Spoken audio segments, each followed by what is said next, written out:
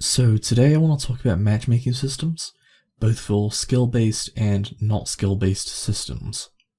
For the video I'll be talking about Dota, CSGO and War Thunder's matchmaking systems, as I want to be able to talk about games that I've actually played quite a bit of. So we're going to start with Dota's matchmaking system. It uses an MMR system, where simple as you win a game, you get MMR, you lose a game, you lose MMR.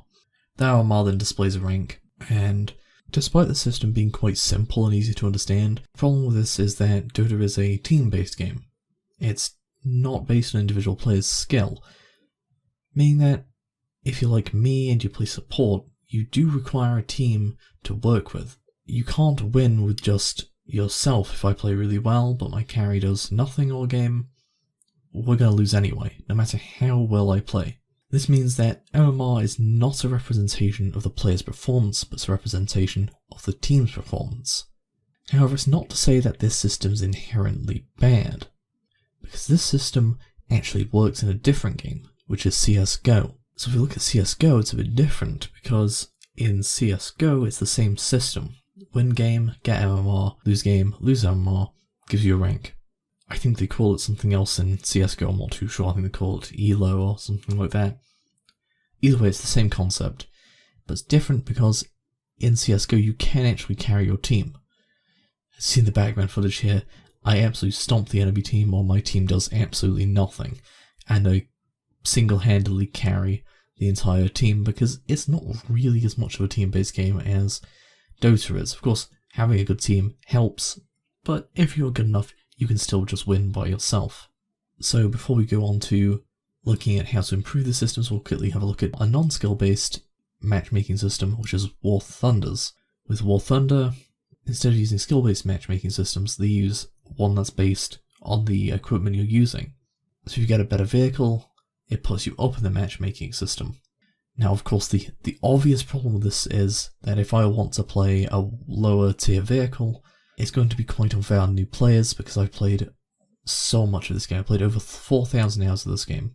It's just not fair to new players. However, this does mean that you have a system where generally more experienced players will go up, and at the very, very top end, there's only experienced players. So really all it does is keep unexperienced players away from the top, whereas it doesn't really do it the other way around, which is questionable. So now we'll move on to how to fix these problems. So with Dota, a simple fix for it would be to base the MMR off something that isn't just the win and loss, because as I said before, you can play really well and still lose, which is a problem really because you could go down multiple ranks just because of really bad luck with the matchmaking. It's unlikely, but it's possible. I know it's happened to me a little bit. So the solution to this is to use other stats from the game as well to change how much MMR you lose when you lose a game. So if you're doing really well, you got loads of kills, loads of assists, barely any deaths, and you're playing your role correctly, buying the right items and whatnot, you should have less MMR lost when you lose the game. Now for War Thunder it's a bit different because obviously it's not skill based, and perhaps that's the problem in itself, that War Thunder can't be balanced because it's not skill based. Because if you look at a tank for example, it's very much based on how much armor you have and how much you can pen. Other things like speed come into it as well, which is completely a skill-based thing. In the end, if you can't pen the armor, it doesn't matter how good you are. However, if you're playing in the air, it's a bit different. Because I've killed a horse in with an early sea hurricane before, and considering that it's a very different system to how much armor can I pen, it's whether I can outplay the enemy. And sure, there should be something splitting those two vehicles apart, which there is, but doesn't it feel a bit unfair that someone who's played a lot of the game comes against someone who doesn't play a lot of the game, or is perhaps new? There's a simple solution for this problem, which is just to add two tiers. The new tier, for people who played less than 100 games, and an experienced tier, for the people who have played more than 100 games.